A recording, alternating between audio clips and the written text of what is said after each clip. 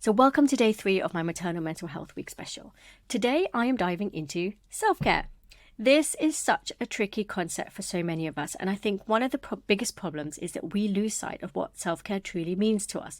And I have changed my mind about this so many times, and every time I read someone else's idea about self-care, I do change my mind as well. And at the moment, I'm really leaning into the Laura Doyle concept of self-care. So I'm going to dive into that in this episode. So things like getting a shower on your own or household chores undisturbed all feel good. And they are a means to an end of taking something off our mental load. And maybe if we did those things, then we would feel able to relax properly with a cup of tea and drink it until, while it's still hot. But a lot of people would argue that these aren't proper self-care because they are basic human needs and should be a given.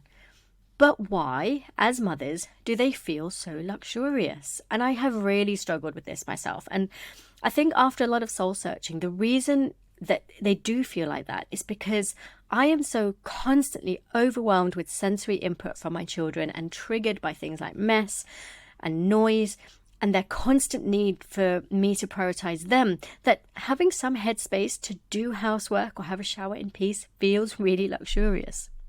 And I used to say that I think it's okay to think of these things as a form of self-care because they're going to take something off your mental load, and that is important. But having read Laura Doyle's book, Empowered Wife, I have changed my mind a bit. So she believes that self-care is about feeling good in the moment, not about something that is going to make you feel good after. And I think this is probably really important because otherwise we end up thinking that we're doing something that is self-care because it makes us feel good after we've done it, but still never really feeling truly fulfilled ourselves. So as an example, I love my Power of Mum workouts because they're good for me, because I feel good after them. They help me build strong bones for long-term health. And I like that feeling of accomplishment afterwards and watching my muscles becoming more defined. But I don't really love it in the moment. And similar to this, I feel like I should be doing yoga because it helps to build flexibility and the people who practice it tend to have really amazing bodies, right? But if I'm honest, I find most yoga classes a bit boring and I don't enjoy doing flow or holding most poses for very long. But there's an exception. I really love yin yoga and I love it in the moment.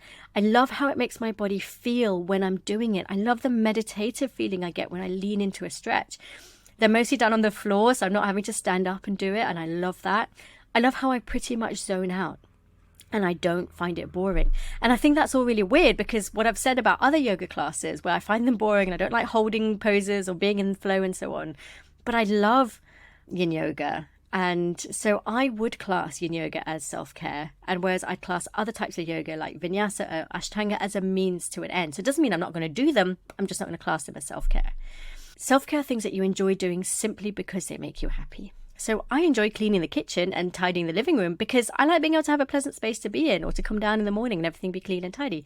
But do they make me happy in and of itself? No, they're a means to an end. So I have started to change my mind about self-care. Doing housework is not a form of self-care. But getting things off your mental load is important, and stretching that muscle of getting help, asking for help, or paying someone for help, or using tactical screen time if that's all you can do, can make those things feel like the basic needs they are rather than self-care.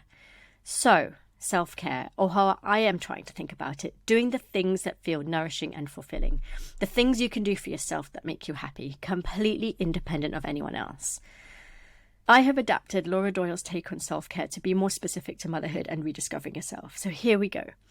Only you can make yourself happy, and your happiness doesn't depend on anyone else. If you devote yourself to your own enjoyment and delight, you'll have more reserves to deal with everyday upsets and become more pleasant and resemble the person you used to be. And that will make you happier. So what are your favorite self-care activities? If you're anything like me, you might have forgotten what you used to like, or just not know what makes you happy anymore. So when you do find the time, those kind of snatched 15 minutes before school pickup or, while the baby is sleeping, when you could be doing something, you have no idea where to start. So following Laura Doyle's lead, what are 20 things that make you feel good in the moment? Warning, this might feel hard to come up with 20 things, and that might make you feel like you want to beat yourself up a little bit because you think, how can I not find 20 things that make you feel good in the moment? And it's because as mums, we're so used to taking care of everyone else, which is of course pleasurable, but it isn't about you, is it? Yeah, folding a pile of clothes makes you feel good, but it doesn't bring you pleasure. You would do it anyway. So think about the things that make you feel really good.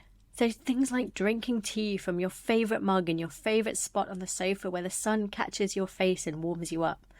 Watching silly cat videos for 5 minutes on your phone. Having a cheeky afternoon nap. Eating a whole punnet of raspberries yourself. Meeting a friend to go window shopping. Playing netball. What looks like self-care to one person might not look like self-care to another. I don't love journaling, so it's a chore and unenjoyable.